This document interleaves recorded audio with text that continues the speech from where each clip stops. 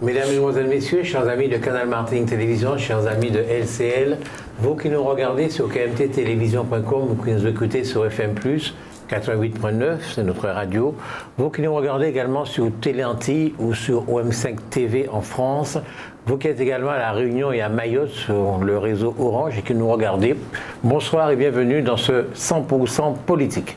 Nous avons le plaisir et l'honneur de recevoir aujourd'hui Louis-Joseph Manscour. Louis-Joseph Manscour est député de la Martinique. Nous allons l'interviewer en compagnie de Raphaël Dufour. Raphaël, bonsoir. Bonsoir. Vous allez bien? Très bien, vous-même. Ça va, merci. Bonsoir à notre invité. Bonsoir. Bonsoir, monsieur Manscour. Comment allez-vous? De KMT. Vous allez bien? Ça va, très bien, très bien. Parfait. La dernière fois que je vous ai vu et que nous avons d'ailleurs décidé de faire cette interview, c'était à Tartane, dans une église. Qu'est-ce que vous faisiez dans cette église? Eh bien, comme vous, j'étais venu honorer justement les journalistes, parce que c'est la fête aussi, c'est la fête des journalistes, et que par conséquent, je me devais d'être présent à cette occasion. Ce fut une très belle messe d'ailleurs, et qui a été rediffusée d'ailleurs. Et j'ai toujours participé à des manifestations religieuses. C'est l'occasion pour nous, dans le cadre de mes fonctions, d'être en contact avec la population. Est-ce que vous allez à la messe régulièrement? Non, je ne suis pas. Vous êtes catholique ou pas? Je suis catholique, non pratiquant. Je serais presque agnostique un petit peu. Ça veut dire quoi en français? Parce que... Non, c'est-à-dire, je crois qu'il y a une force. On peut l'appeler comme on veut. On peut l'appeler Jéhovah, on peut l'appeler Dieu, on peut l'appeler le grand architecte, on peut l'appeler la connaissance. Mais je crois qu'il y a une force, et cette force-là nous régit. Est-ce que vos enfants ont été baptisés? Oui, oui. Mes enfants sont très, très pieux, sont très, très catholiques. D'accord. Monsieur Manscour, vous pouvez nous rappeler un petit peu qui vous êtes? Qui je suis? Oui. C'est un peu prétentieux de ma part. Bah, vous êtes bien quelqu'un. Oui, oui, bah, enfin, oui. La profession que vous avez exercée. Oui, j'étais enseignant, j'étais professeur d'histoire, géographie. J'ai fait toute ma carrière au Collège du Robert, d'ailleurs, et que je salue d'ailleurs les Robertins, non seulement les Martiniquais, mais particulièrement les Trinités et les Robertins. Et puis j'étais enseignant, et puis en dehors de ça, j'ai eu des activités politiques. J'ai été conseiller général, conseiller régional, maire, député à l'Assemblée nationale, et puis aujourd'hui je suis député européen. Pendant 40 ans, j'ai fêté ma 40e année d'engagement politique en tant qu'élu. D'accord. J'avais peur que ma question vous énerve un petit peu, parce qu'après 40 ans de vie politique, je vous demande de vous présenter, c'est quand même un peu osé, quoi. Comme si on ne vous connaissait pas. Non, je ne suis pas choqué par cela. Je ne suis pas un homme de verbe, un homme médiatisé. Moi, je dis bien, je préfère l'action au verbe. Par conséquent, le travail au quotidien, ça m'intéresse beaucoup plus que parler tout le temps. On parle beaucoup, et puis parfois, on n'est pas forcément plus efficace. Je dirais une formule, hein, je me permets d'employer cette formule. Un chien qui aboie n'est pas forcément un chien qui mord. Un chien qui mord ou un chien de garde. Très bien. Mais ça ne vous ennuie pas que ce jeune homme qui a 22 ans, ou 20 ans, ou 21 ans, n'a jamais entendu parler de vous, ne sait pas qui vous êtes et tout ça, ça ne vous chagrine pas? Je sais qu'il sait qui je suis. Non, et puis non. Maintenant, franchement, à l'époque d'Internet, c'est pas difficile. Il suffit de cliquer Louis-Joseph Manscour et vous avez tout. C'est pourquoi on peut même pas mentir encore, c'est fini. Vous avez connu cette époque et vous en avez abusé? Ah non, certainement pas moi, mais je sais qu'il y a certainement certains qui en ont abusé. Ouais. Ce que je veux dire par tout ça, c'est que vous êtes quand même un petit peu absent, on n'entend pas beaucoup parler de vous, voilà. Comme député européen? Non, d'une façon générale, c'est-à-dire on entend parler de vous, comme député européen aussi. Oui. Oui, c'est possible, on me l'a déjà dit. Ça ne m'a pas empêché de faire quand même une carrière politique. Je ne pense pas que cela ait dû à la chance, ça peut être à la chance une fois. Mais quand on a été élu pendant 26 ans, on a été 15 ans sans avoir d'adversaire, on a toujours été réélu à 80%, 90%. Je pense qu'au moins on a la confiance de la population, au moins de la population trinitaine. quand je pense que j'ai été élu député à l'Assemblée nationale et j'ai eu la confiance de tous les gens du Nord Atlantique, je pense quand même que c'est parce que, je ne crois pas que c'est le fait du hasard, c'est parce que je méritais. Alors c'est vrai que je ne suis pas souvent dans les médias, c'est vrai, je l'ai dit tout à l'heure, c'est vrai que je ne suis pas quelqu'un d'extraverti, qu'on voit tout le temps, etc. C'est vrai qu'il n'y a pas toujours un micro qui s'approche de moi pour me demander des choses, mais enfin, ce n'est pas de mon fait. Je ne l'ai pas voulu. Et ça n'a pas empêché d'emmener une carrière, et je pense avoir réalisé cet homme d'action dans l'intérêt supérieur des Martiniquais et des Martiniquaises. Vous êtes entré en politique avec un mentor, si j'ose dire. Oui. C'était qui?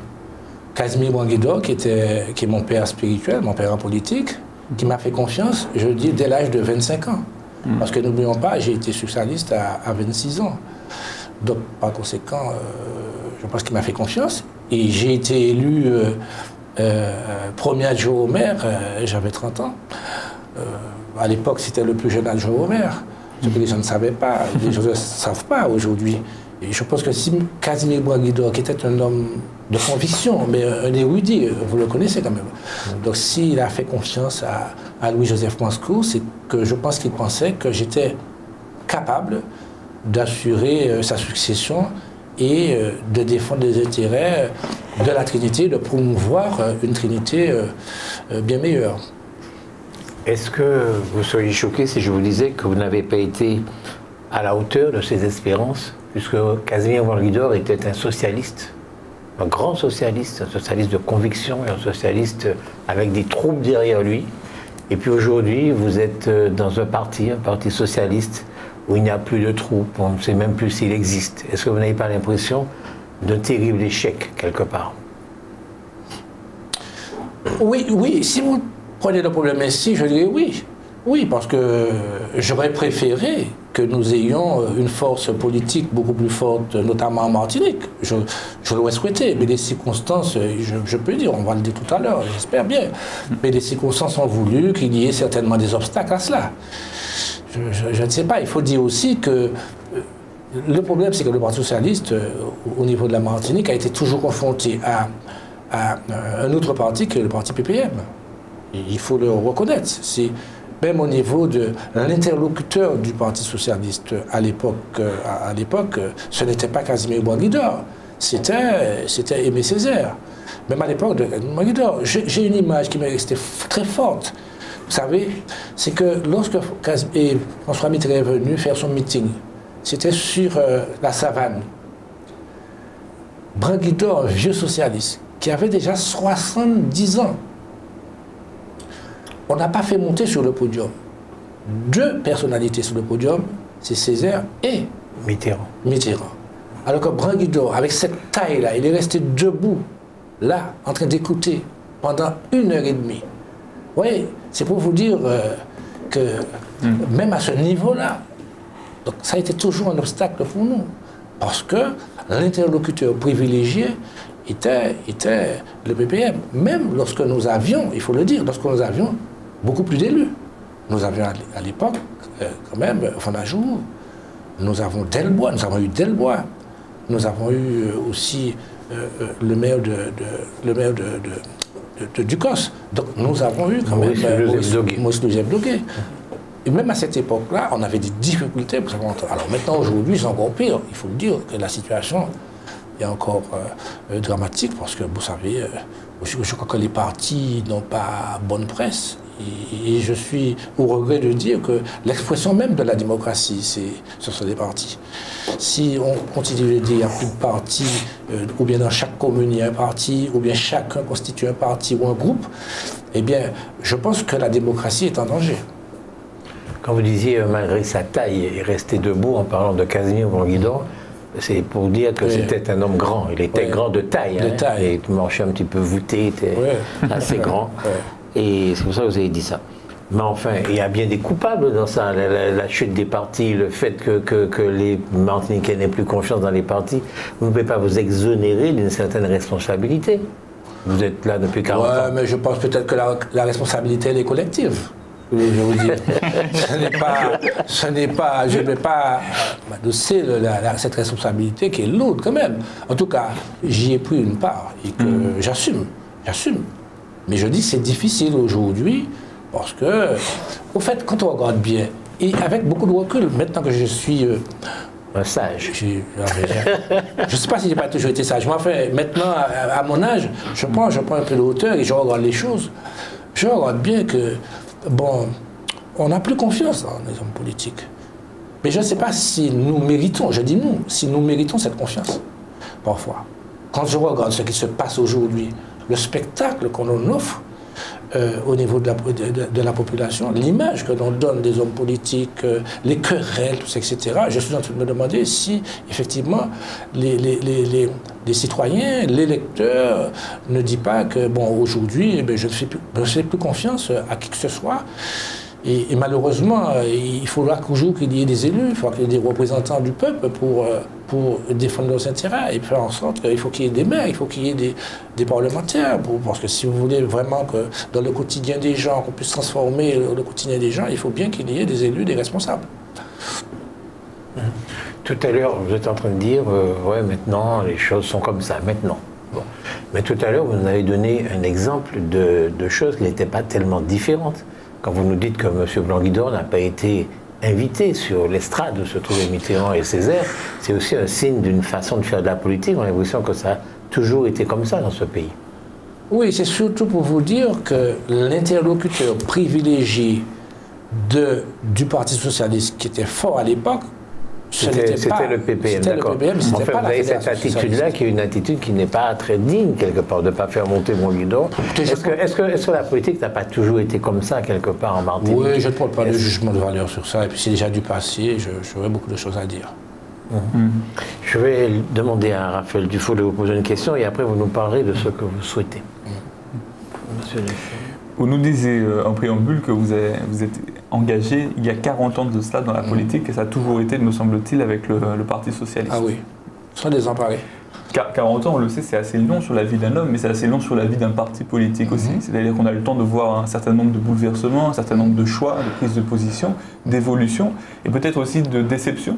Alors j'aimerais savoir, parce que vous êtes un de ceux qui avait toujours suivi la ligne du parti, quel est votre regard sur le Parti socialiste d'aujourd'hui? Je parle en termes de choix politiques qui ont été faits, parce qu'à un moment donné, il y a eu une remise en question du Parti socialiste. Est-ce que c'est toujours la gauche telle qu'on voyait la gauche? Est-ce que c'est pas en train de virer vers une sorte de social-démocratie libérale?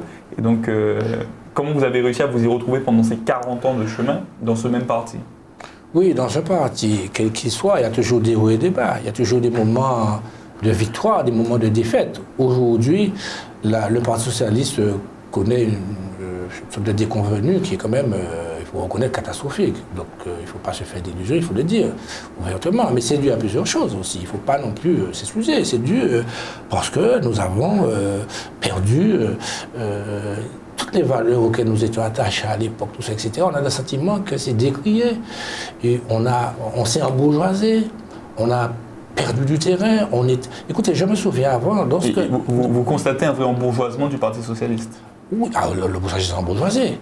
Nous avons perdu, nous avons perdu par exemple le Nord. Je parlais de la France en général, mais je revenais ici aussi. Quand on a perdu le Nord, où vraiment on avait tous les députés, on avait tout, etc. Et puis, mais ça s'est passé au Front National. C'est que je ne vais pas dire que c'est parce que la population ou les électeurs, ce sont des imbéciles. Mais c'est parce que nous n'avons pas fait ce qu'il fallait. Nous avons laissé le terrain. Et ici, c'est pareil. Avant, lorsqu'on était maire ou tout, on allait sur le terrain, on allait souvent sur les marchés, on allait devant l'église, on mettait des tracts, j'ai connu ça. Et même avec Casino Blanc-Guidor, je vous le dis, avec tous les élus, on allait, avec Van Ajou et tout, on allait avec des tracts, etc. Maintenant, une fois qu'on est élu, c'est fini. Je ne vais pas employer un terme qui serait quand même désagréable, mais j'ai l'impression qu'on survole un petit peu, on plane. Et qu'on a perdu le sens des trucs. Et c'est ça la réalité. Les gens voient. On n'est plus à côté des gens. On ne vient plus. On n'est pas... Dans des moments difficiles, on ne voit plus les élus. J'ai entendu que Erika Barrett pensait, elle avait demandé à ce qu'on décentralise plus les fédérations locales du Parti socialiste. Ouais. Elle pensait que ça permettrait de rapprocher de nouveau, en fait, si vous voulez, les élus avec le citoyen. Qu'est-ce que vous en pensez? Oui, mais on n'a pas besoin d'avoir plus d'autonomie. Je suis pour l'autonomie des fédérations, hein, parce que les décisions, encore que les décisions ne sont pas prises. Sincèrement, si on veut choisir des élus, c'est pas le Parti national qui le fait, etc., etc. Donc, je vais dire ça. Mais c'est vrai, plus d'autonomie, je pense que c'est une très bonne chose pour les fédérations dans les Outre-mer. Mais ceci étant, c'est pas ce qui va faire si le citoyen se rapproche de l'élu. Hein, ça se rapproche parce qu'il faut qu'il aille sur le terrain, il faut qu'il soit proche des gens, proche des préoccupations des gens. C'est ça qui me paraît utile. Quand les gens sont en difficulté, il faut qu'ils aient quelqu'un, lorsqu'ils ont besoin de rencontrer quelqu'un, il faut qu'ils aient un élu à côté d'eux, ou bien pour pouvoir leur indiquer le chemin, ou bien les accompagner. Et ça, on ne voit pas ça comme avant. On entend de plus en plus souvent en France des polémistes, des essayistes, des intellectuels qui sous-entendent qu'aujourd'hui, par rapport au traité européen, les politiques qui sont menées en France ne sont en fait que la conséquence des plus ou moins de ce qui est décidé au niveau européen. Et c'est juste une adaptation. Et finalement, les politiques français jouent un rôle de pouvoir, mais ce ne sont plus eux qui ont vraiment la main et on ne fait qu'appliquer, comme je disais, ce qui est pensé au niveau supranational. Alors, je vous demande, est-ce que vous considérez aujourd'hui que le député européen a par exemple plus de poids que le député national? Ah non, je ne pense pas. J'ai eu la chance d'avoir été député à l'Assemblée nationale pendant 10 ans. Donc, je peux vous dire que... Vous savez, il y a un dicton qui dit chaque fois que les choses ne vont pas, on dit c'est la faute de l'Union européenne. Et quand ça va bien, l'Union européenne est absente. Donc, je pense que c'est une erreur. Moi, je pensais ça avant. Mais il a fallu que je sois... Ça va bien des fois, l'Union européenne? Non, je n'ai pas dit que ça va bien. Je n'ai pas dit que ça va bien. Mais ça ne veut pas dire pour autant que quand ça va mal en France, que c'est la faute de l'Union européenne. Je pense qu'il faut quand même qu'on règle les problèmes. Ceci étant, l'Union européenne ne me satisfait pas du tout actuellement dans son fonctionnement et non, pas du tout. Parce que tous les grands sujets, qui sont quand même des sujets quand même essentiels, ne sont pas traités avec efficacité. Le problème de l'immigration, le problème de la fiscalité, le problème de l'emploi. Et il y a trop de millions de chômeurs en Europe. Il y a beaucoup de problèmes qui ne sont pas traités. Le problème du dumping social, tout ça. Tout ce sont des problèmes qui me paraissent fondamentaux. Donc l'Europe est trop éloignée des gens toujours. L'Europe n'est pas suffisamment proche de nos populations. Alors c'est vrai que chaque fois, on emploie ça comme slogan, on dit oui, il faut que l'Europe soit plus proche du citoyen, plus proche de nous, etc. Mais on a un sentiment que les décisions sont prises sans, pour cela, qu'on tienne compte de la réalité et du terrain et des gens. Et c'est ça qui me gêne dans cela. Voilà. Mais ceci étant, on ne peut pas dire que l'Europe ne fait que du tort. L'Europe fait des choses quand même. Mais juste une dernière question avant de passer la parole à M. Larocher. Est-ce que vous êtes de ceux qui préfèrent croire en l'Europe, quitte à ce qu'elle fasse une politique contraire à vos principes, ou est-ce que vous seriez prêt à remettre en question l'Europe en privilégiant votre idéologie, vos principes, ce que vous croyez être bon? C'est l'Europe avant tout, ou c'est quand même il faut défendre avant tout les valeurs socialistes et humanistes? Oui, on peut défendre des valeurs humanistes et des valeurs socialistes dans l'Europe. Il n'y a pas d'antinomie ni de contradiction.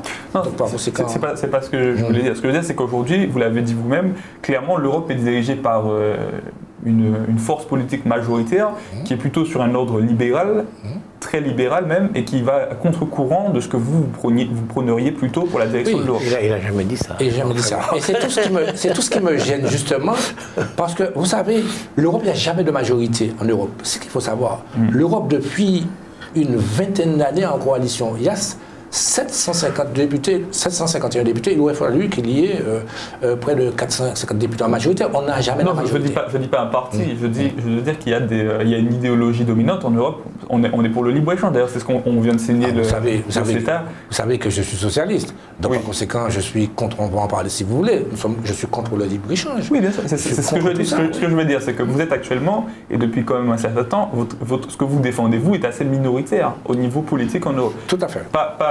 Pas nul, mais c'est pas vous qui dirigez l'Europe. Ce que je voulais savoir, c'est est-ce que vous êtes de ceux qui, au bout d'un moment donné, si ça continue, vous allez vous dire, on voit qu'on n'arrive pas à gérer l'Europe telle qu'on voudrait, donc finalement l'Europe va à l'encontre de ce qu'on voudrait défendre. Est-ce que ça vaut le coup toujours de rester dans l'Europe? Ou est-ce que, quoi qu'il arrive, vous serez toujours en train de privilégier l'Europe, c'est-à-dire la place de la France dans l'Europe, quitte à ce que peu importe les conséquences.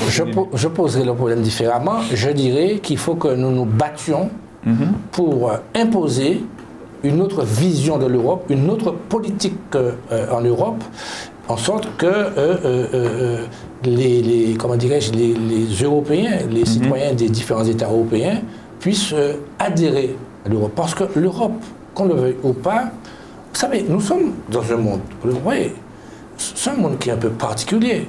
Il y a des blocs qui se constituent. Il y a le Mercosur du côté de l'Amérique du Sud, du Nord. Il y a le bloc asiatique avec la Chine. C'est pas moi qui disais que lorsque la Chine s'éveillera, le monde tremblera. Déjà, le monde tremble avec la Chine. Nous avons le bloc là de l'Inde. Bon, nous avons les États-Unis. Donc, par conséquent, comment, si nous voulons vraiment être une force pour que nous puissions changer, faire en sorte que la politique à laquelle nous aspirons puisse être une réalité, il va falloir bien que nous nous battions. Mais j'estime que nous devions faire partie de ce grand ensemble. Si nous ne sommes pas sous la coupe de l'Europe, nous serons attachés à quoi? Aux États-Unis? Je n'aime pas votre... C'est très symptomatique. Nous sommes sous la coupe de l'Europe. Non, peut-être nous sommes européens. Oui. Alors, et effectivement, dans le langage parlé, le terme est inapproprié. Je vous le concède. Je le retire d'ailleurs, sans aucune gêne. Mais effectivement, je dis et je répète que moi, je pense sincèrement, et je le crois, même si cette Europe-là, elle n'est pas celle que vous souhaitez, que je souhaite, je pense que l'Europe, pour nous, ça ne peut être, disons, je ne vais pas dire moins pire, parce que je n'ai pas ce terme-là, disons que ça peut être une bonne chose si on fait tout pour pouvoir la changer. J'aimerais poursuivre la question de Raphaël Dufaux, qui vous demandait si un député européen a plus ou moins de pouvoir qu'un député national. Bon, vous avez répondu que non. Bon. Moi, je pose la question concernant la Commission européenne. Est-ce que la Commission européenne a pas plus de pouvoir, mais que le Parlement? Pas que le Parlement, que les gouvernements nationaux. Lorsque, par exemple, Emmanuel Macron dit, eh bien voilà, il faut absolument que nous arrivions à avoir un déficit inférieur à 3% parce que la Commission européenne l'exige. On a l'impression que c'est la Commission européenne qui dicte quelque part une grande part de la politique économique de la France. Je ne sais pas si c'est vrai. Pris comme ça le semble. Mais écoutez, lorsqu'on décide d'être ensemble, il faut bien qu'il y ait des critères. Il faut bien qu'il y ait des critères. On décide de vivre ensemble, je pense qu'il faut bien qu'il y ait des critères pour qu'on puisse s'assumer et vivre ensemble. Bon, alors on a défini des critères, on peut contester ces critères-là, mais je ne suis pas pour les critères de 3%. Vous voyez? Mais dans le même temps, je ne suis pas pour le laxisme non plus. Je ne suis pas pour le laisser faire. Parce qu'on est ensemble. Par conséquent, vous ne pouvez pas faire des efforts et moi, je ne fais pas d'efforts. Alors, dans la conjoncture actuelle telle qu'elle est, dire que des critères de 3%, je pense que c'est excessif. Il faut quand même qu'on puisse revoir les critères. Mais ça ne veut pas dire pour autant que l'Europe dicte. Vous savez, c'est des propos qui sont purement politiciens. C'est si vrai que la France... Depuis 15 ans, 20 ans, la France est à 7%, et c'est à 5%, il n'y a jamais de sanctions contre la France. On prend toujours des sanctions, on n'a jamais plus de sanctions contre la France. Aujourd'hui, on est peut-être à 3-2%, on essaie d'arriver à 2,9%, selon la volonté du président. Mais si je ne suis pas d'accord pour qu'il y ait trop de contraintes, je ne suis pas d'accord non plus pour qu'il y ait trop de laxisme. Comment pouvez-vous imaginer que l'Europe puisse exister sans la Russie? Le général de Gaulle parlait d'une Europe de l'Atlantique à l'Oural, et c'était un visionnaire, le général de Gaulle. Il incluait quelque part la Russie dans l'Europe. Bon. Comment pouvez-vous imaginer? Parce qu'aujourd'hui, qu'est-ce qui se passe? Tous les pays du centre de l'Europe qui font le dumping social qui est tellement dangereux pour le développement de l'Europe, pour la cohésion de l'Europe, tous ces pays-là sont attirés quelque part vers l'Est, vers la Russie, parce que la Russie se débrouille quand même pas mal. Comment l'Europe va pouvoir s'en sortir? Oui, quand même. L'Europe est une puissance économique. L'Europe, c'est la troisième puissance économique au monde. Je parle de l'Europe, l'Union européenne. Le code de l'Europe, il faut faire attention, c'est l'Union européenne, les 28. On est quand même une puissance économique. L'Europe est riche. Alors probablement, les peuples ne sont pas aussi riches, mais il faut savoir que l'Europe est une puissance économique. La France est au 5e rang, l'Allemagne est au 3e rang, l'Angleterre, qui maintenant est au 5e rang, au 4e rang. Bref, on a quand même beaucoup de pays qui sont les pays les plus riches au monde. C'est-à-dire quand on évalue suivant le produit intérieur brut ou encore le produit national brut, on voit bien que ce sont des pays qui sont riches. Et cependant... Il y a une forte inégalité quand même entre ces pays-là. Entre la Slovénie et l'Allemagne, il y a un monde entre la France et la Pologne aussi. Mais quel était le but justement de l'Union européenne? C'est de faire en sorte qu'on mutualise les moyens, qu'on mutualise les efforts et qu'on fasse en quelque chose qu'il y ait un certain équilibre. On constate effectivement qu'il y a trop de disparités, mais c'est bien une condamnation de la politique européenne, parce que qu'est-ce que la politique européenne? Le problème, pourquoi il n'y a pas une harmonisation fiscale? Si on travaillait pour qu'il y ait une harmonisation fiscale, on aurait vu régler un certain nombre de problèmes. Il n'y aurait pas eu ce dumping, il y a le maçon polonais, on n'aurait pas eu tout ça. C'est justement parce que justement on ne fait pas ce qu'il faut. Donc ce n'est pas, ce ne sont pas les institutions qui sont mauvaises. Non. Ce sont les hommes qui dirigent les institutions. C'est vous alors? Qui sont... C'est vous. Oui, je suis prêt à être comptable de ce qui se passe. Je disais, oui, pourquoi pas. Mais enfin, je suis un parmi 751 quand même. Hein. Est-ce qu'il n'y a pas aussi une fracture idéologique de plus en plus marquée en Europe? C'est parce qu'on a beaucoup parlé par rapport au dumping social, Macron qui allait en Pologne, tout ça, mais il y a quand même aussi derrière tout ça, il y a une vraie fracture idéologique qui est en train de se creuser entre une partie est de l'Europe qui est restée plus conservatrice et même qui est en train de devenir de plus en plus. C'est-à-dire qu'ils sont sur une vague conservatrice. C'est pas simplement qu'ils sont restés comme ça. Là, ils sont en train de remettre en question un certain nombre de dogmes qui avaient été érigés, on va dire, par une certaine philosophie. Une philosophie qui est dominante en France et dans l'Ouest, mais qui est totalement décriée. Mais quand je dis décriée, c'est que c'est un vrai axe de combat. Et ces gens-là se sentent de plus en plus différents par rapport à une partie ouest. Oui, mais ils sont différents, mais les Français sont différents des Allemands aussi, donc c'est pas un problème. Non, c'est pas pareil, c'est pas pareil. Je veux dire, vous avez quand même une Europe très chrétienne à l'Est et pour qui les principes chrétiens traditionnels sont apportés au nu, voire qui doivent diriger la société, et vous avez une partie ouest de l'Europe qui est plus sur des principes, je dirais, ce qu'ils appellent l'humanisme. Ouais, mais les principes vont de plus en plus loin. Quand vous avez des questions sociétales qui sont de plus en plus portées aussi par l'Union européenne, que ce soit sur l'adoption des couples homosexuels, les enfants nés par GPA, PMA, vous avez de plus en plus des pays entiers, des peuples qui ne se reconnaissent plus du tout dans cette philosophie générale. Et comme l'Europe, vous l'avez dit, la volonté c'est de mettre un peu la même chose de partout, il y a des gens qui vont être de plus en plus heurtés par ça. Mais le problème, c'est qu'il ne faut pas rechercher l'uniformité, etc. Ce qui est important, c'est de faire en sorte qu'on puisse mieux vivre ensemble et qu'il y ait un progrès social accru dans tous ces pays. Aujourd'hui, il y a trop de disparités. Et le but de l'Europe, justement, c'était de faire pas disparaître, mais de faire en sorte que cette disparité-là, au niveau des régions, ne puisse pas exister. On constate.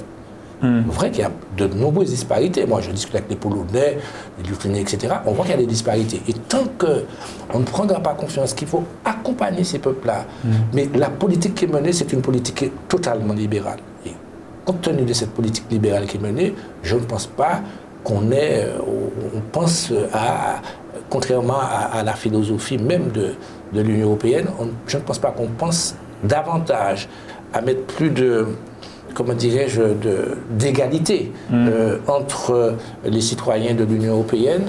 Je pense qu'on est au libéralisme, au laisser-faire. Je prends le cas du libre-échange. Nous sommes des pays européens. Nous sommes européens. Oui, nous sommes européens. Et pourtant, nous avons des difficultés énormes à écouler nos produits. Donc, nos produits auraient dû avoir la préférence communautaire. Je prends le sucre, je prends la banane, c'est bon, je dis ça, la banane, mais il y a d'autres produits aussi. On a des difficultés. Pourquoi on a des difficultés? Parce que quand, dans le cadre des contrats de libre-échange passés entre l'Union européenne et le reste du monde, par exemple, qu'est-ce qui se passe? C'est que vous pensez que notre banane, il faut, c'est la réalité, notre banane ou notre sucre, le sucre, etc., ça ne pèse pas lourd par rapport à tous ces échanges commerciaux qui sont en train de porter, etc. Nous disons quoi? Nous sommes européens. Nous avons un Qu'est-ce que c'est être européen? C'est appartenir à un ensemble, hein, où nos intérêts sont mieux défendus, sont mieux compris, où on a une communauté de destin, etc. Oui, ce que je veux dire, c'est ça, c'est que l'Europe, c'est quoi à la base? L'Europe, c'est les populations blanches, et c'était, on va dire, le berceau, pas le berceau de naissance, mais c'est là où s'est développée la civilisation chrétienne. Quand les populations de l'Est avaient proposé qu'on développe sur la civilisation chrétienne, on leur a dit non. Il est évident aujourd'hui, par rapport au XXIe siècle dans lequel on vit, Dieu merci, que ça ne va pas être, entre guillemets, la race blanche, le principe de développement de l'Europe. Mais du coup, qu'est-ce qui reste? Parce qu'on le voit, vous l'avez dit aussi, ça défend mal les intérêts économiques, voire pas du tout, ça les dessert. Parce qu'on est en train de renforcer les inégalités et on est en train de pas du tout protéger les productions communautaires, on les livre au contraire à la concurrence internationale. Donc finalement, c'est quoi être européen? Alors vous dites, pour ces raisons-là, on abandonne, on se croise les bras et puis on dit non, c'est pas ce que je dis. Je dis, il faut poser un... Parce que vous dites, il faut que le citoyen se sente plus européen, que les gens s'impliquent dans l'Europe. Mais je dis, mais comment les gens peuvent s'identifier à quelque chose qui finalement ne consiste en rien d'autre que des pays qui se touchent? Je vous dis une des solutions. Au lieu d'avoir 10% de participation aux élections européennes, si on a 70, on a 80%, on sera plus fort. Si dans les pays, on a en France par exemple, on avait 70% en 1999, on en a maintenant 42%, je parle en métropole. Déjà, si il y avait une plus grande participation, ça paraît simple, mais c'est vrai. Parce que quand vous voyez, vous avez 10%, vous êtes élu, vous n'avez pas la légitimité qu'il faut, comme si vous aviez 60%. C'est la quadrature du cercle. Parce que si les gens ne vont pas voter, c'est parce qu'ils ne se sentent pas européens. Ils ne sentent pas l'Europe. Juste une question. Quand vous avez une chaîne, vous dites que l'Europe doit être un bloc. Et ça, on peut parfaitement être d'accord avec ça. Il y a un tas de blocs qui se créent dans le monde. Et nous, petite Martinique, petite France, on n'arrivera pas à résister à ces blocs-là. Il faut faire un bloc. Ce bloc, c'est une chaîne. Vous pouvez avoir la chaîne la plus solide du monde. Vous avez dit tout à l'heure qu'il y a un tas de pays riches. D'accord. Mais il suffit qu'il y ait un seul maillon de la chaîne qui soit faible pour que la chaîne casse. C'est vrai dans la vie. C'est vrai dans l'Europe aussi. Mais c'est vrai dans la vie. Alors je vous pose une question. Est-ce que l'avenir de l'Europe n'est pas de faire que les pays riches constituent l'Europe? 5 ou 6 pays qui constituent l'Europe, et tant pis pour ceux qui ne sont pas assez riches. On le voit bien en Catalogne, par exemple. La Catalogne est riche, elle veut même laisser l'Espagne. La Lombardie du Nord est riche, elle veut même laisser l'Italie. Pourquoi est-ce qu'en Europe, il n'y aurait pas... Je ne préconise pas ça du tout, je vous pose la question. Pourquoi est-ce que la solution n'est pas d'avoir 5 ou 6 pays riches, et puis bon, qui forment un bloc qui est effectivement puissant, et puis tant pis pour les autres, pourquoi... Voilà. J'ai beaucoup réfléchi. Je pense que l'Europe a grandi trop vite. Ça, c'est très important. On a voulu mettre des pays comme la France, l'Italie, l'Angleterre, tout ça, etc.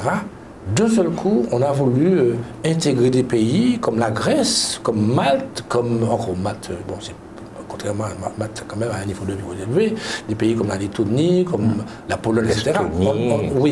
On a voulu faire ces pays. Et puis en plus, on n'a pas pris des mesures qu'il fallait. Parce qu'on a fait entrer la Grèce, mais on ne s'est pas assuré que la Grèce pouvait justement obéir aux critères qu'ils avaient définis eux-mêmes. Avouez que c'est un choix politique internationale, c'est-à-dire de contrer la Russie. Je veux dire, vous êtes là sur la mouvance américaine. Mais vous je êtes ne suis pas encore dans la guerre froide. Mais non, je vais vous dire ce qui s'est passé, mais je ne dis pas que je suis d'accord avec cela. Je dis, effectivement, quand il y avait l'Europe, on était 6 ou 8, bon, c'était des pays de même niveau. Voilà. Donc, les choses pouvaient se passer convenablement, on pouvait aller discuter. C'est des pays qui se connaissaient bien. Qui se connaissaient bien, qui avaient parfois une histoire commune. Parce que n'oublions pas que l'Angleterre, bon, dépendamment de l'Allemagne, parce que l'Allemagne a été notre ennemi. Mais tous les pays du Sud, par exemple, de l'Europe, ce sont des pays qui ont une histoire commune, qui ont vécu avec nous. Il y a beaucoup d'Espagnols en France, il y a beaucoup d'Italiens, etc. Bon, on avait, à certains moments, on sentait qu'on était solidaires. Bon, maintenant, c'est arrivé. Il ne faut pas penser à avoir des regrets. Le passé, c'est le passé. Maintenant, ils sont là. Est-ce qu'il faut faire? Qu'est-ce qu'il faut faire? Il faut trouver d'autres solutions. Il faut probablement... Il y a des pistes qui sont... Est-ce qu'ils ne partiront pas? Ces pays-là, est-ce que petit à petit ne vont pas s'éloigner de l'Europe des 28, justement? Non, mais ils ont besoin de l'Europe. Ils ont besoin. Oui, ils ont besoin de l'Europe. Tant que la Russie ne leur offre pas une opportunité compensatoire suffisante. Mais si jamais... Oui, mais avec le bloc soviétique, si ça s'est désagrégé, je ne vois pas pourquoi maintenant, on va s'agréger maintenant à la Russie. C'était pas pareil. Attendez, la Russie de Poutine n'est pas la Russie de Staline non plus. Et l'Ukraine a fait un choix. Une partie de l'Ukraine. Surtout les passes économiques. Par exemple, la Russie, sous la présidence de Poutine, a connu un véritable boom économique. On a eu des salaires moyens qui ont été multipliés, je crois, par plus de 3. Oui. C'est quand même, il y a eu quand même un bouleversement positif sur les questions économiques et sociales. Donc on ne regarde pas la Russie de la même manière. Mais la Pologne a progressé aussi quand même. Je peux pas dire qu'elle a énormément progressé.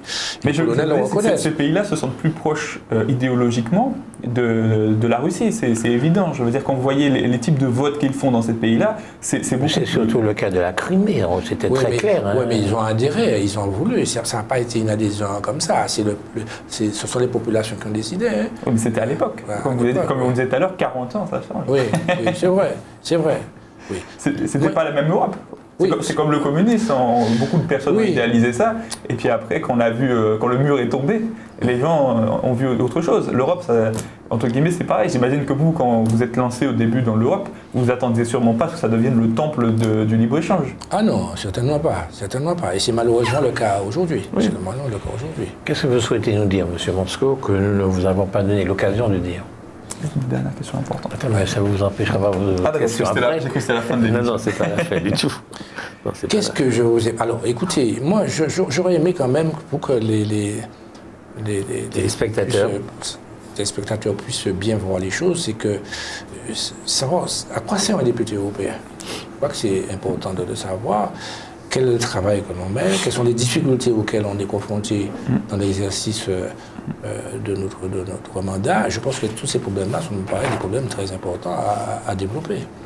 Oui, je vous en prie, vous êtes élu pour combien de temps? Combien d'argent vous gagnez? Quels lobbies font pression sur vous?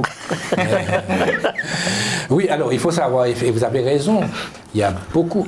L'Europe, c'est le lieu de lobbying très fort. Il y a beaucoup, on reçoit énormément de lobbyistes qui passent, qui veulent qu'on change telle directive, qui vous préparent déjà les amendements, etc., etc.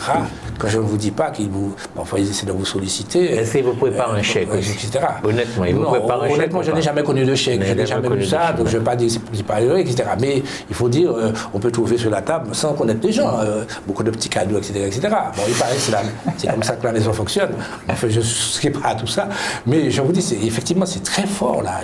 Et quand vous allez à Bruxelles, par exemple, eh bien, il y a tout le temps des gens qui circulent avec leur attaché de caisse, etc., qui sont toujours prêts à vous rencontrer, quand vous ne connaissez pas, qui vous disent « Ah, vous êtes député, bon, etc., venez, est-ce que vous pouvez soutenir, etc. » Ça se passe comme ça.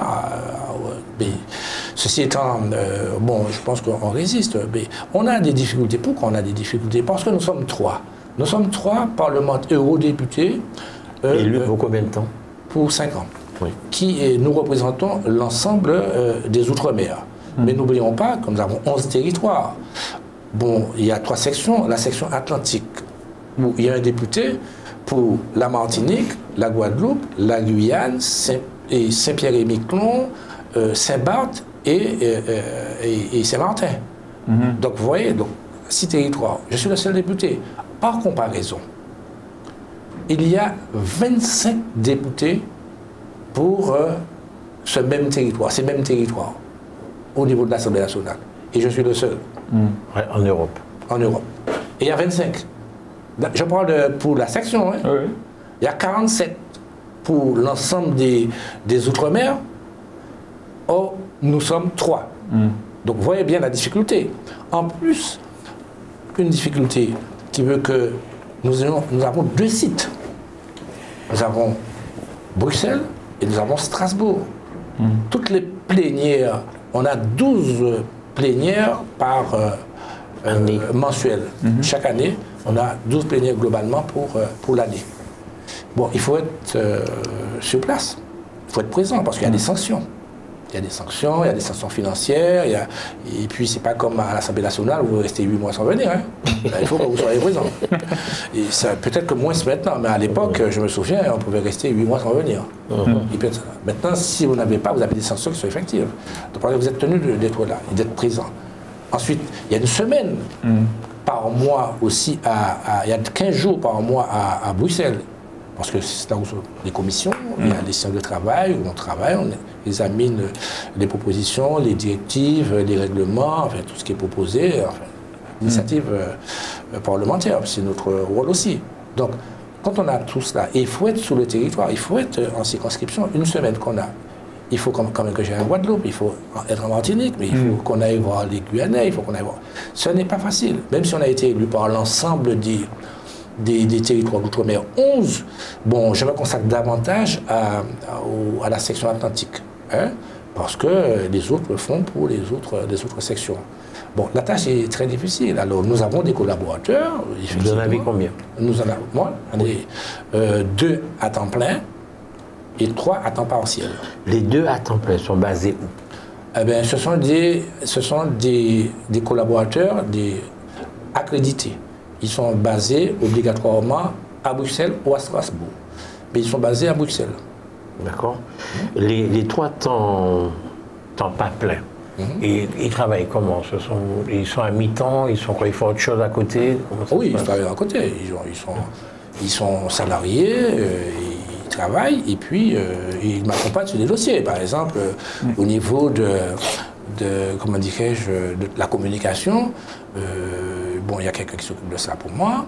Bon, au niveau de tout ce qui est... Je ne suis pas spécialiste, je ne suis pas un économiste de formation. Donc, tous les dossiers concernant les problèmes concernant la banane, la canne, le sucre, etc., il faut quand même en Martinique que j'ai quelqu'un qui puisse m'accompagner dans ça. Donc, j'ai quelqu'un, c'est Vaugirard pour le Palais de Nobé, qui m'accompagne, les dossiers, Raphaël Vaugirard, qui m'accompagne. Et puis, bien sûr, j'ai un juriste de formation à Bruxelles, et puis quelqu'un qui est spécialiste des questions européennes, qui a fait d'ailleurs, qui a préparé un master européen, donc qui connaît bien le droit européen et qui m'accompagne. En cela aussi, nous avons, il faut dire, je fais partie d'une délégation, parce que nous avons la délégation socialiste française, et nous avons des techniciens, des gens qui négocient avec nous et qui nous aident, qui nous accompagnent dans nos démarches et dans la construction même des directives, des amendements, des projets, etc. Oui. Vous êtes donc 5 personnes autour de vous? Oui. Combien de Martiniquais? 3 Martiniquais, un Guadeloupéen, une Guadeloupéenne, et puis un Français. D'accord. Enfin, un Français. Un hexagonal. Un hexagonal. Il faut le dire parce que. Un hexagonal. D'accord. Un métropolitain, si vous préférez. Non, c'est exactement ce que je préfère pas. Hein. Ah bah, vous n'êtes pas ça. Il n'y a pas de métropole, on n'est pas une colonie. Oui, on n'est pas colonie, c'est vrai, oui, mais enfin... Oui. Mais enfin, un hexagonal, un français hexagonal. Oui.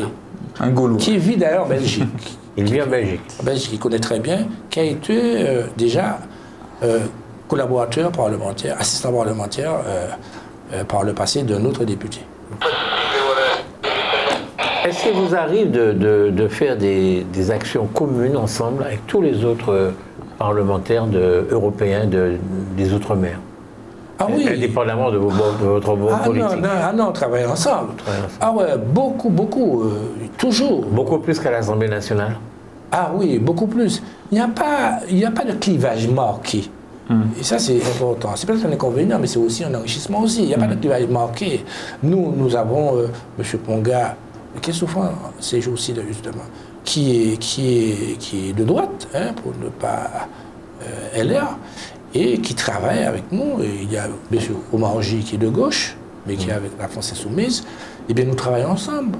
Nous avons des amendements communs, nous défendons les mêmes trucs, nous avons les mêmes stratégies. Nous avons une conférence, des députés d'outre-mer, la conférence des députés européens d'outre-mer, avec non seulement les Français, mais aussi avec des régions ultra-périphériques, l'Espagne, le Portugal, Donc nous faisons beaucoup de travail ensemble, notamment que les sujets qui nous concernent plus particulièrement au quotidien, je dirais même, ce sont des sujets qui sont transversaux. Le problème de la canne, du sucre, de la pêche, l'octroi de mer, enfin, ce sont des problèmes qui nous interpellent. Donc, par conséquent, on travaille beaucoup, indépendamment des autres sujets quand même qui sont essentiels. Franchement, moi je suis un Allemand. Je peux avoir une banane à 1 euro le kilo en l'achetant en Amérique centrale. Pourquoi voulez-vous que j'achète la banane martiniquaise 4 euros? J'ai presque envie de vous dire, et souvent il y a des Martiniquais qui achètent la tomate venant d'ailleurs, ils n'achètent pas la tomate venant d'ici aussi. Donc bon, le problème n'est pas là. Je pense qu'il faut avoir aussi une conscience nationale. Je pense qu'il faut vouloir d'abord défendre son agriculture, défendre ses produits. C'est un acte citoyen qu'on doit mener. Et ça, me paraît important aussi. S'il n'y a pas que ça, ben, bon, vous savez... Enfin, on en revient toujours à la question de l'identification à l'Europe, parce que déjà que c'est pas facile de créer une conscience nationale, alors pour que l'Allemand se sente proche de l'agriculture martiniquaise, il y a quand même beaucoup de chemin à parcourir. Non, je prends l'exemple. Les régions ultrapériphériques, les RUP, produisent à peu près 500 000 tonnes de bananes. Et des bananes de bonne qualité. C'est reconnu, la banane de bonne qualité. Il manquait plus que ça. On consomme en Europe 5 millions de tonnes de bananes. Je trouve qu'on ne devrait pas avoir de difficultés pour écouler 500 000 tonnes de bananes. Ça ne devrait pas être difficile, puisque nous sommes une banane européenne, donc on devrait nous protéger. C'est la solidarité qui doit jouer. Je ne dis pas qu'il n'y a pas de solidarité, hein, parce que bon, on a quand même des aides, tout ça, etc. Mais ça devrait être coulé de source. On ne devrait même pas, et je ne fais même pas référence à l'article 349 du traité de Lisbonne, qui reconnaît nos handicaps, nos spécificités, et qui nous donne droit à dérogation et nous permet justement de pouvoir avoir non seulement des aides, mais de protéger nos productions. Et quand même, malgré cela, on a des difficultés parce que, justement, l'Europe ne protège pas suffisamment nos productions, enfin, comme on l'entend. Comme on l'entend, en tout cas. Je ne veux pas dire que l'Europe ne fait rien, c'est pas ce que j'ai dit.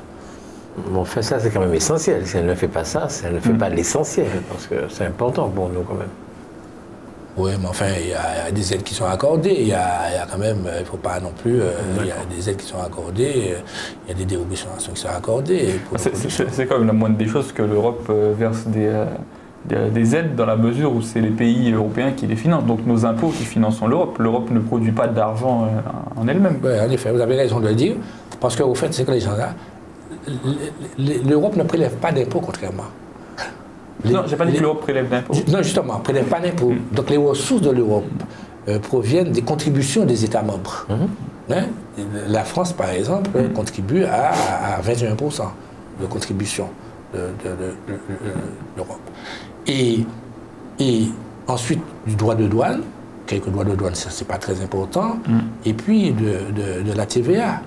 Donc ce que nous disons aussi en Europe, ce que les parlementaires, le Parlement dit, il faut que l'Europe ait la possibilité de lever l'impôt. Oui, parce qu'on n'a pas de moyens. Vous savez quel est le budget de l'Union européenne par an? 159 milliards d'euros. Et je vous dis par rapport au budget de la France, 324 milliards pour le budget de la France. 324 milliards le budget français. Or, l'Europe, par an, bien sûr, c'est de 159 milliards d'euros. Mais qu'est-ce qui est payé avec tout ça? Une petite seconde, justement. Les frais de fonctionnement sur ces 159 milliards, c'est combien d'argent, les frais de fonctionnement? Justement, ça peut vous paraître... justement, les frais de fonctionnement représentent 28% du budget. Donc, contrairement à ce que les gens pensent. Ouais, c'est pas beaucoup. C'est pas beaucoup, 28% de fonctionnement? Les communes de Martinique, c'est 65%. Écoutez... Oui, mais les communes ont plus de missions, quand même. Vous trouvez ça, mais pour le fonctionnement de la France, pour tout ça, c'est pas 25%. Je n'ai pas le chiffre exact, parce que je vous dire des conneries, mais ce n'est pas 20%. Hein. Non, mais je sais, mais c'est parce que je veux dire, les pays, tout ça, toutes ces entités-là, c'est-à-dire qu'on voit clairement ce qu'ils font. Autrement dit, 70% des recettes, enfin des recettes, disons des ressources de l'Union européenne servent justement à promouvoir cette politique de développement pour l'égalité des territoires, lutte contre la précarité, etc., etc. Ce que je veux dire, c'est que les employés des communes, des régions, de l'État, tout ça, on voit concrètement ce qu'ils font. Je ne dis pas que les gens de l'Europe ne font rien, mais je dis tous ces gens-là, bon, les employés de la fonction hospitalière territoriale, les fonctionnaires d'État, les professeurs, on voit tout de suite. Bon, alors, restons en Martinique, pour vous donner un exemple. Oui. Vous savez, l'Europe est dans notre quotidien. Oui. Dans notre quotidien. Vous ne savez pas ça. Quand vous allez, vous faites le Lamentin Fort-de-France, c'est l'Europe. Parce que l'Europe a financé l'autoroute. Quand vous avez maintenant ce plateau technique aussi performant du CHUM, c'est l'Europe. L'Europe a donné aussi 40%. L'aéroport du Lamentin, c'est l'Europe. Les lycées que vous voyez là, c'est l'Europe. Donc par conséquent, il ne faut pas... je dis ça. Les gens qui ont mauvais esprit diraient que ça n'aurait pas été l'Europe, ça aurait été la France. Mais c'est ça. Oui, mais c'est que la France n'a pas les moyens. Mais si, mais non, ce que je veux dire, c'est que la France, c'est un des pays riches de l'Europe. Et la France, quand on regarde les chiffres, la France donne plus d'argent à l'Europe que l'Europe donne d'argent à la France. Oui, mais alors il faut... Ça c'est Le Pen, ça c'est Le Pen. Il faut un calcul économique. Bon, vous êtes certain que si l'Europe ne donnait pas les 22 milliards de contributions chaque année, et que ces 22 milliards-là seraient répartis et que nous aurions plus, etc. Vous êtes certain? Non, ça dépend des choix du gouvernement. Et puis il y a le problème de la solidarité aussi. Non, il faut quand même... Non, mais après, ça dépend des choix du gouvernement, mais je dis que techniquement, sur un plan purement mathématique, si la France ne donnait pas cet argent à l'Europe, elle aurait pu tout aussi bien le distribuer elle-même. Je veux dire, on ne peut pas dire que c'est l'Europe en tant que telle qui nous apporte de l'argent plus que la France. Eh bien, nous allons demander à la France beaucoup plus. Vous savez pourquoi? Parce que l'outre-mer apporte beaucoup plus à la France qu'elle nous donne. Je parle à la France. Vous savez? D'un point de vue économique? Ah, mais il n'y a pas que du point de vue économique. Non, je demande dans quel sens vous disiez ça. Mais il y a aussi la géopolitique, il y a l'espace maritime. Il y a l'espace maritime qui fait de nous. Il y a la biodiversité. Grâce aux outre-mer, aujourd'hui, la France, la biodiversité outre-mer représente 11% de la biodiversité française. Mais à quoi ça sert si ce n'est pas exploité? D'accord, on a un tas de biodiversité, mais on n'en fait rien. Oui, pour l'instant, ce n'est pas un axe de développement. Oui. Hein. Non, c'est important. Non, écoutez, toute la pharmacopée française est faite à partir des molécules qui... 80%. C'est pas ici qu'ils viennent chercher leur truc. Mais enfin, quand ils viennent ici, c'est pas forcément en Martinique ni ici. Mais globalement, je vous dis, ça représente une richesse pour la... Quand vous voyez que nous avons le centre spatial de Kourou, il faut bien trouver un territoire pour mettre le centre spatial. Il faut de l'espace. En France, il n'y avait pas. Mais ça a permis quand même de pouvoir mettre cette je pose une question simple, monsieur. Ça quand même, c'est important. C'est pas une question d'argent seulement. C'est un problème de... La France est un grand pays. Pourquoi la France est un grand pays? Parce qu'il est sur les 3 continents. Il est sous 3 océans. Elle est sous 3 océans, 3 continents. Il faut dire merci à la colonisation, du coup. Oui, c'est une boutade. Oui, j'ai compris, c'est une boutade. Mais je veux vous dire quand même que nous apportons quelque chose à la France. On n'a pas de complexe à avoir. Ni à l'Europe non plus. À l'Europe aussi, on apporte des choses à l'Europe. Qu'est-ce que je vais vous dire? Très honnêtement, imaginons que la Guyane devienne indépendante et que la France loue Kourou à la Guyane. Ils disent, bon, je reste à Kourou, comme les Américains sont restés à Guantanamo, bon, je reste à Kourou et je vous donne de l'argent, une location.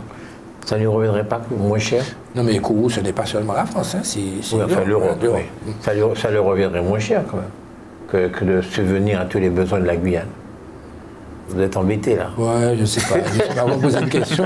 D'abord, je ne suis pas Guyanais et je ne sais pas si les Guyanais, dans leur grande majorité, seraient pour. Les Guyanais, ils ont déjà pour leur université, ils pensent qu'il y a du pétrole au large de leur côte. Ils sont pour une large autonomie. Moi aussi, je suis pour une large autonomie, pour une responsabilité. Mais je ne sais pas. Est-ce qu'il y a des pays indépendants? Non, il n'y a pas de pays indépendant. Attendez, vous êtes en contradiction avec vous-même. Hein? Pourquoi je suis en contradiction? Je ne sais pas pourquoi, mais je me suis dit. Pourquoi? Dites-moi pourquoi. C'est possible. C'est parce qu'au départ- L'homme se contredit parfois. Pourquoi C'est pas? parce qu'au départ, vous disiez que la classe politique martiniquaise donne une bien piètre image d'elle-même. Oui. Bon. Et en même temps, vous dites qu'on veut plus d'autonomie. Comment voulez-vous que le peuple ait envie d'avoir plus d'autonomie, c'est-à-dire d'être davantage avec vous au pouvoir, quand vous donnez une piètre image de vous-même? Non, mais enfin, les hommes restent des hommes, les hommes passent. Ces hommes qui sont là, peut-être donnent une piètre idée de l'autonomie, mais peut-être que nos jeunes, vous, les plus jeunes, peut-être de demain, il n'y aura plus de responsabilité, ils pourront prendre leur destin en main aussi, pourquoi pas. Il ne faut pas s'arrêter au fait que, parce qu'aujourd'hui, je vous ai dit tout à l'heure, je vous ai dit, les institutions ne sont pas mauvaises en elles. Ce sont parfois les hommes qui parfois posent problème aux institutions. Ce ne sont pas les institutions. Ça fait longtemps que la décentralisation existe quand même. Hein. 1982, pratiquement, ça fait un certain temps. Est-ce que nous avons prouvé, nous Martiniquais, très honnêtement, que nous sommes en mesure de développer nos pays dans les Outre-mer? Parce que nous-mêmes avons fait la démonstration que nous sommes en capacité de développer. Non, je ne vais pas quand même. Mais écoutez, monsieur Larouché, vous ne pouvez pas me dire que nous, des Outre-mer, nous sommes dans l'incapacité de pouvoir faire des choses. Nous avons toutes les intelligences, nous avons des jeunes qui sont dans les universités, nous avons des gens formidables, etc. Je vous dis... Ça, c'est ceux qui partent. Oui, ceux qui partent, écoutez, vous êtes là, vous êtes restés. Donc, par conséquent, non, je dis et je répète, le vrai problème qu'il y a, puisqu'on veut parler de la Martinique, puisque nous sommes en Martinique, le vrai problème, c'est que nous sommes dans un pays où l'ego a une dimension qui est trop forte parfois et qui prime sur tout le reste. C'est ça la réalité. Tout ce qui se passe là au niveau du TCSP, puisqu'il faut en dire deux mots, le TCSP, c'est pas notre incompétence. Je pense qu'il y a des gens qui sont là, qui sont en mesure de voir les choses. C'est pas simplement parce que on fait passer l'intérêt personnel sur l'autel des intérêts occultes, matériels ou peu importe. Moi, je pense que c'est ça la réalité. Il faut que nous changions de paradigme, il faut que nous puissions avoir une autre approche de la politique, faire en sorte que la politique soit au service de l'homme et non l'homme au service de la politique. Or, c'est ce qu'on assiste aujourd'hui, c'est qu'on est plus dans les intérêts premiers plutôt que des intérêts de la Martinique. Est-ce que je ne sais quel est l'esclavage, ça? Écoutez, on met trop sur le dos de l'esclavage. Hein. Bon, moi, je ne suis pas de cette formule parce que je pense qu'il faut faire avancer le pays. Parfois, il faut se mettre autour d'une table. J'ai toujours été un homme de consensus. Toute ma vie, d'ailleurs, d'élu, on peut le dire, j'étais au conseil général, au conseil régional, on ne m'a jamais pris un gars sectaire, etc. Et pourtant, j'avais mes convictions. Les convictions ne sont pas négociables.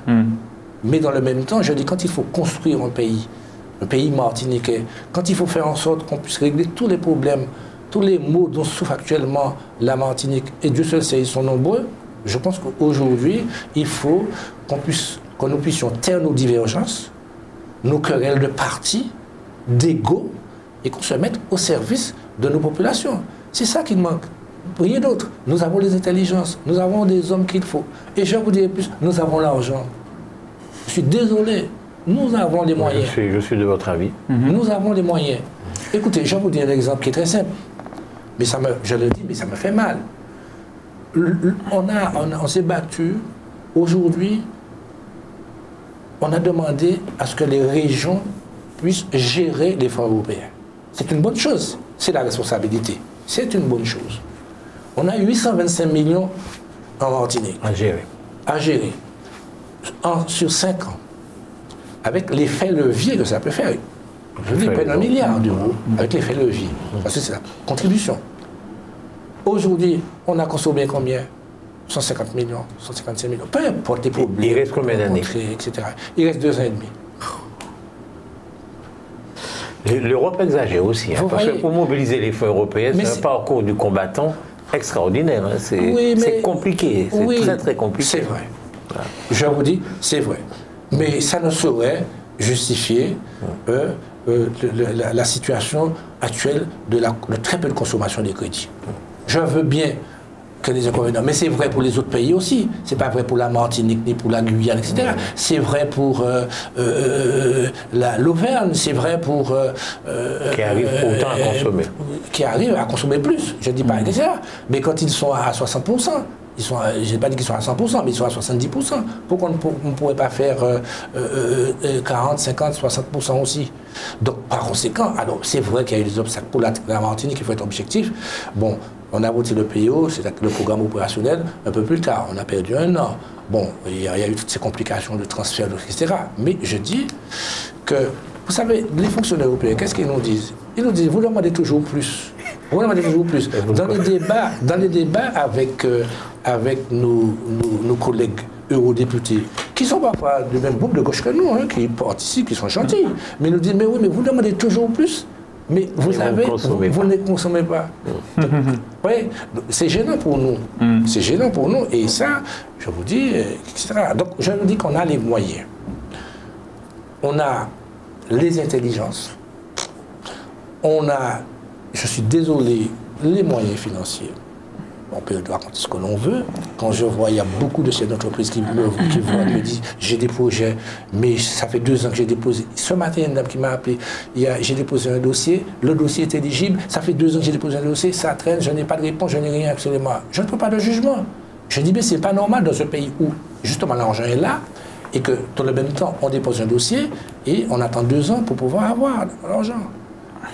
Il aurait pu y avoir des dégagements d'office cette année. C'est juste... Qu'est-ce que c'est le dégagement d'office? Le dégagement d'office, c'est-à-dire lorsqu'on ne consomme pas les crédits, le temps qu'il faut, puisqu'il y a un contrat, c'est un contrat, le pire un contrat, si vous avez 2 ans après la fin pour pouvoir... justifier que... Justifier, c'est-à-dire payer la totalité, c'est pas engager, payer et tout, après le contrat, pour pouvoir le faire. Si après ces 2 ans, vous n'arrivez pas à donner la preuve, justifier la preuve, etc., à ce moment, l'argent repart. D'accord. Est-ce que vous pouvez nous expliquer comment fonctionne l'Europe, s'il vous plaît? Oui. Quelles sont les institutions, comment ça fonctionne, les rapports entre elles? Alors, il y a trois institutions très importantes. Il y a la Commission européenne. Nous disons la Commission, c'est la Commission européenne. Et il y a le Conseil. Le Conseil, c'est-à-dire les chefs d'État, hein, qui se réunissent au Conseil des ministres, mais c'est même quand ils se réunissent au Conseil des ministres, c'est le Conseil. Et puis il y a le Parlement européen. Bon, mais le plus de pouvoir appartient à la Commission. Même si on a rééquilibré les choses, il faut le dire, il y a un principe de la codécision qui est beaucoup plus important qu'avant. Bon, aujourd'hui, le Parlement a un pouvoir d'initiative dans beaucoup de domaines, beaucoup plus qu'avant. Mais il reste que tout ce qui est dans le domaine politique, il faut obligatoirement qu'il y ait un vote avec, comment dirais-je, avec un vote ferme du Parlement. C'est-à-dire si jamais on ne veut pas faire passer une loi, une directive, etc., le Parlement peut s'y opposer, mais seulement pour les questions politiques. Mais toutes les autres questions, c'est des avis que l'on donne. Soit avis, c'est des avis. Par exemple, je prends le programme du chlordécone ou de la chlordécone, peu importe ce qu'on dit. Qu'est-ce qui s'est passé? Eh bien, c'est la Commission. Nous donnons un avis, mais qu'un avis qui est un avis où on peut passer outre. Mais c'est qui la Commission? La Commission, c'est 28 commissaires, oui, hein, et qui se réunissent en collège, oui, et qui viennent des États membres. Ce sont les États qui nomment les commissaires. Donc il y a un commissaire par État. Un commissaire par État. Qu'est-ce qui choisit le président? Le président, c'est le Parlement qui choisit le président, qui vote. Au départ, le président. Le président de la Commission est élu par le Parlement. Mais n'oublions pas que ce sont les États membres qui se mettent d'accord pour pouvoir, c'est politique, qui se mettent d'accord pour choisir telle ou telle personne. Et bon, comme c'est politique, les partis politiques suivent, etc. Voilà. Est-ce que ce président-là a beaucoup de pouvoir, autant que chef d'État? Bien sûr. Vous savez, il y a, vous parliez de ça, il y a plusieurs, il y a les directives, il y a les règlements, il y a la décision, et toutes ces initiatives aussi de la Commission, parfois en codécision avec le Parlement ou avec le Conseil, mais on retrouve toujours la Commission européenne, qui est toujours là, par exemple, sur le glyphosate, le Parlement européen n'a pas à voter pour que ce soit 5 ans au lieu de 7 ans, mais la Commission a pris sa décision et ça dépend c'est une prérogative de la Commission. Ce sera 5 ans alors? Oui, et c'est une prérogative de la Commission. 28, c'est un chiffre. Oui. Excusez-moi. Oui, 28, oui, il y a 28 commissaires. 28, c'est un chiffre pair. Oui. Alors comment on se départage s'il y a 14-14? Bonne question. On va poser une question. Est-ce que le président a voix prépondérante? Oui, le président a voix prépondérante. Oui, d'accord. Mais sur le collège des commissaires, ça n'arrive pas comme ça. Ça attend toujours. Ils s'entendent toujours. Ça n'arrive jamais à avoir des... Oui, ce serait quand même grave. D'accord. Est-ce que en France, les parlementaires peuvent faire des propositions de loi? Est-ce que les parlementaires européens peuvent faire des propositions de loi? Oui. Oui, justement, ils peuvent être à l'initiative de ce genre de propositions de loi. Ils peuvent le faire, mais par la Commission. C'est ça la réalité. La Commission est complètement maîtresse de l'ordre du jour. Maîtresse de l'ordre du jour. Et nous pouvons faire des propositions, mais à l'initiative de la Commission. D'accord. Mais sincèrement, M. Mansour, quand vous expliquez ça, je ne pensais même pas que ça était à ce point-là. Mais vous pouvez comprendre qu'il y a des gens qui estiment que le WAP, le renforcement de l'Union européenne, c'est un véritable danger pour la démocratie. Parce que là, je veux dire, on est clairement dans un système... Et c'était pire avant. Ouais, c'était pire avant. Mais on est clairement dans un système où l'Assemblée, qui est composée des vrais élus du peuple, des gens comme vous, qui sont censés être au contact de la population, vous n'avez qu'un rôle de consultant, vous donnez votre avis. Sur les questions majeures, je veux dire les grandes orientations, ça, vous êtes là finalement, le représentant du peuple, donc le peuple n'est là que pour plus ou moins assister à ce que va décider la commission qu'il n'a pas du tout choisi. Alors, il y a quand même quelques points, par exemple au niveau du budget. C'est nous qui votons le budget, par exemple. Donc on a c'est quand même important décision, c'est quand même important de budget. Bon, certaines ce qu'on appelle le principe de la codécision, il y a par exemple des sujets où il faut obligatoirement qu'il y ait un vote au Parlement, sans quoi ça ne passe pas. Ouais. Mais malheureusement, c'est plus d'ordre politique. Et tout ce qui concerne l'environnement, etc., c'est uniquement la commission. Oui. Parce que on est parti d'une idée, c'est que les politiques, ils font de la politique. Donc parfois, il y a des décisions sont parfois politiciennes. Oui. Tandis qu'on pense que la commission, ce soit avant tout qui sont censés ne pas faire de politique, qui sont censés, je dis bien, ne pas faire de politique. Donc les décisions sont au-dessus des partis et des intérêts nationaux. Parce que ça aussi c'est important. Parce que si on faisait ça, ce serait difficile aussi. C'est pas mauvais qu'il y ait que la commission a des pouvoirs, parce qu'on sait bien que ça soit politique. Moi, j'étais maire, je sais bien que même quand votre directeur général vous dit « bon, il ne faut pas faire ça parce que ce n'est pas forcément une bonne chose », vous dites que vous êtes le maire, vous êtes l'élu et vous prenez la décision mais qu'elle n'est pas bonne. Vous voyez ce que je veux dire ? Donc, ce n'est pas mauvais qu'il y ait des frais. Mais moi, ce qui me gêne, c'est que l'Europe n'est pas suffisamment politique. C'est ça qui me gêne. Elle n'est pas suffisamment politique dans la mesure où il ne faut pas que le Parlement soit... une chambre d'enregistrement seulement. Et le sentiment qui est donné. Mais c'est vrai aussi dans les démocraties européennes, c'est vrai en France aussi. Parce que vous parlez à quoi sert le Parlement. Vous pensez que le Parlement français, on a, en théorie, juridiquement, on a des pouvoirs. Mais quand on regarde bien, dans la réalité, on n'a pas de pouvoir. Parce que on suit, vous voyez bien comment ça se passe. Vous avez, on est pratiquement des godillots. Il faut dire les choses. Enfin, ceci dit, le président de la République de la France est élu par le peuple français. Il a donc autant de légitimité, c'est-à-dire le général de Gaulle a voulu ça d'ailleurs, oui, pour qu'il y ait autant de légitimité que le député, que le Parlement, ce qui n'est pas le cas en Europe. Non, mais le Parlement est là pour conduire la politique du gouvernement. Oui, c'est ça le rôle du Parlement. Oui, mais le Premier ministre vient se faire adouber par le Parlement en France quand même. Si le Parlement n'est pas d'accord, le Premier ministre... Vous savez, moi j'ai vécu une expérience où mes collègues m'ont dit, nous étions majoritaires, ils m'ont dit, bon, on ne va pas voter ça, hein, parce que ça vient de l'autre côté, et que bon, on suit. Oui, et c'est malheureux de le dire, mais c'est la réalité, mais c'est pas vrai pour c'est vrai, ça a toujours été vrai, c'est ça la réalité.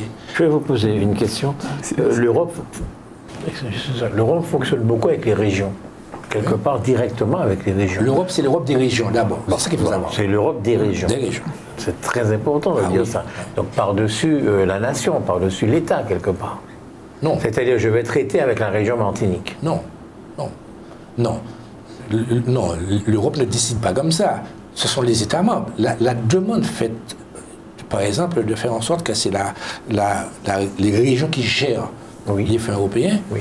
C'est une demande exprimée par les régions, mais c'est parce que le gouvernement français a voulu. Hein. Oui, ouais. Aujourd'hui, si moi je veux des fonds européens, j'ai un contact direct avec l'Europe ou pas? J'ai un contact direct avec la CTM, qui gère ces fonds, puis avec l'Europe. Je n'ai pas besoin de l'État. Oui, mais c'est pas pour dire. Il y a des milliers d'entreprises, il y a des milliers d'associations. S'il fallait que l'Europe, vous dites une administration trop lourde, s'il fallait que l'Europe, dans son organisation administrative, il faut qu'elle s'occupe de tout, l'Europe, on n'arriverait pas. Donc c'est bien de dire, avec un contrôle, bien sûr, rigoureux, on confie, c'est à l'État membre, mais on confie maintenant aux régions, disons, un certain nombre de fonds pour pouvoir les répartir, les redistribuer. Je trouve que c'est une bonne chose. Oui, c'est pour dire qu'on court-circuite l'État quand même.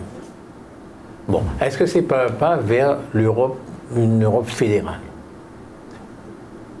Alors, ce que les gens oublient, c'est que l'Europe, par définition, c'est l'Europe des régions. Oui. Ça, c'est très important. La notion de région... Ça a toujours été le cas ou c'est... Ah non, ça a toujours été le cas.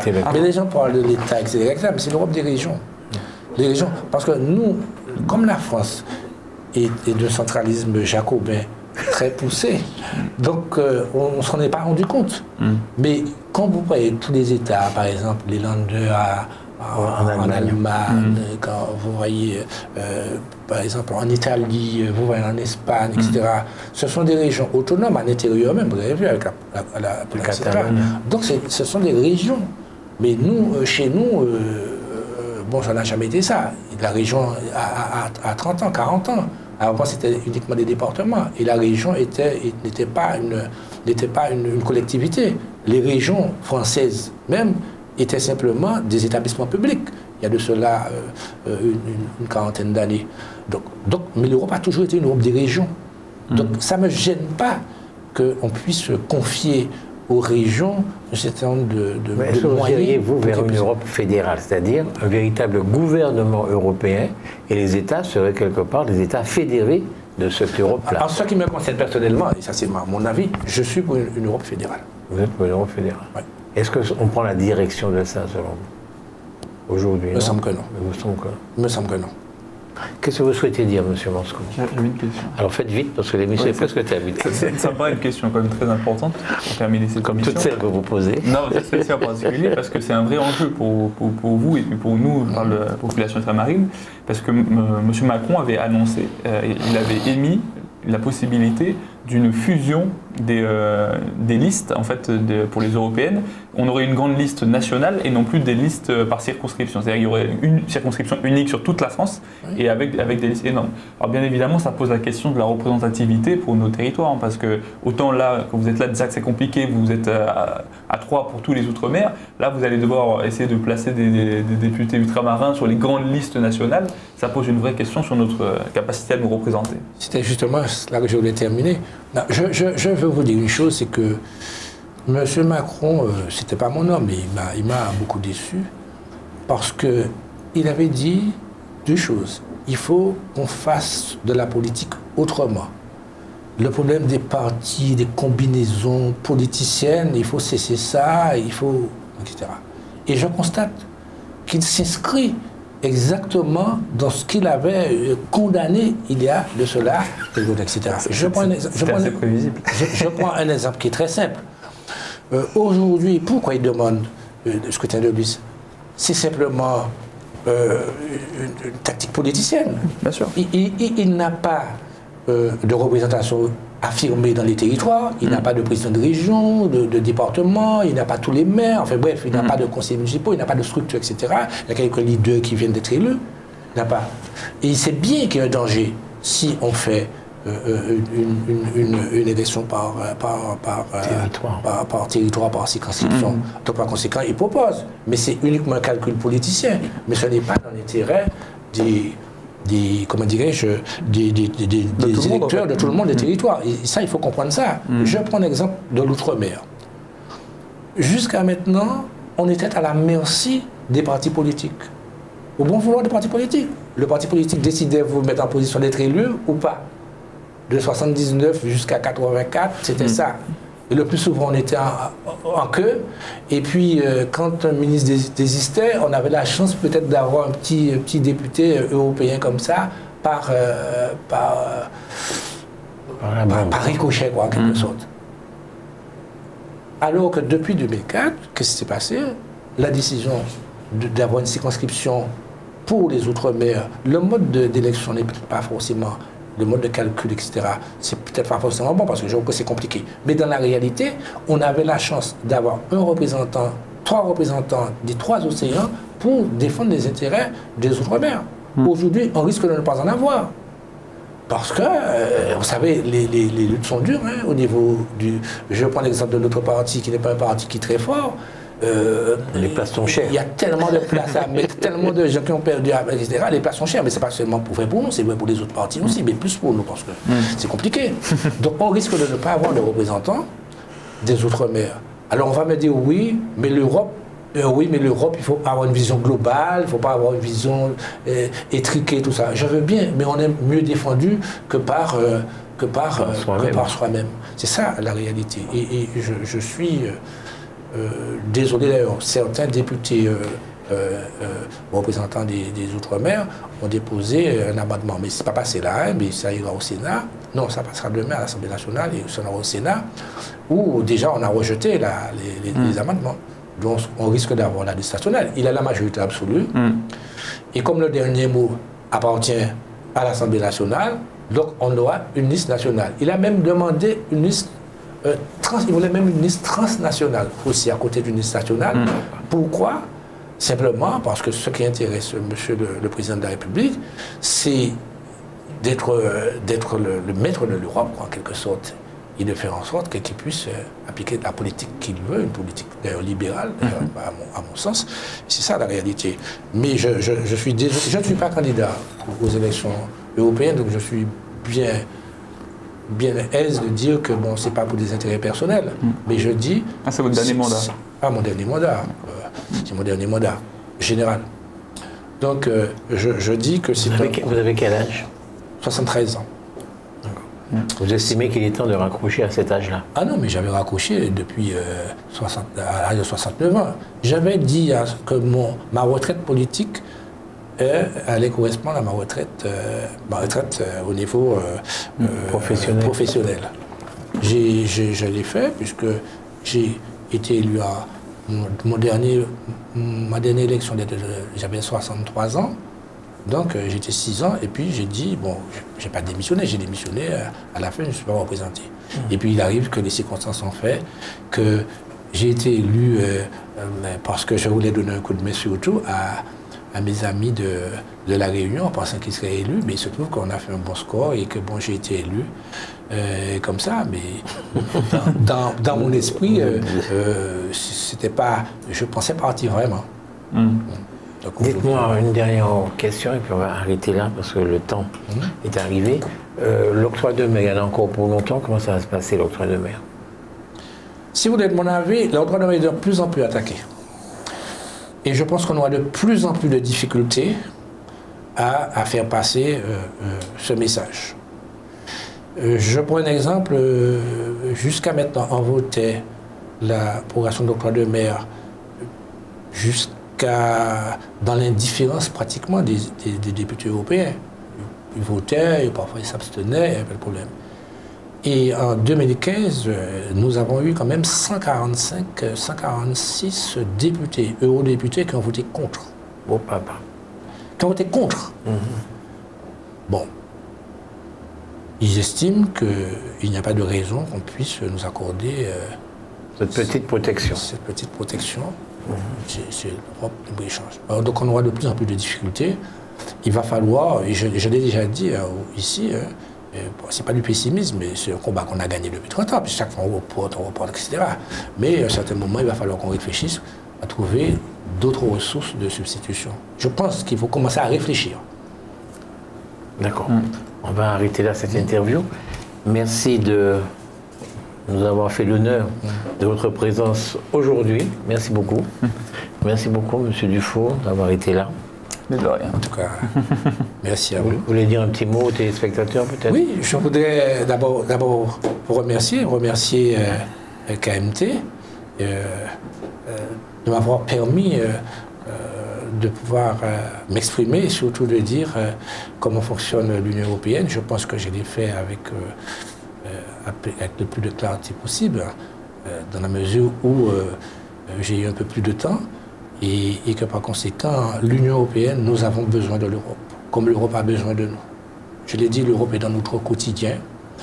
Il faut que nous nous battions pour pouvoir bénéficier des avantages qui nous sont dus. Mais pour cela, il faut que nous soyons beaucoup plus efficaces, beaucoup plus vigilants, et que nous soyons surtout de ceux qui doivent aller voter, s'exprimer. Il n'est pas normal que nous ayons seulement 10% de votants aux élections européennes. Elles sont quand les élections européennes, les prochaines? En mai 2019. Merci beaucoup. Merci. Chers amis de Canal Martin Télévision, chers amis de LCL, merci de votre confiance, merci de votre fidélité. Nous avons eu l'honneur de converser devant vous pendant plus d'1h15 avec Louis-Joseph Panscourt, monsieur Louis-Joseph Panscourt, député européen. Merci, au revoir.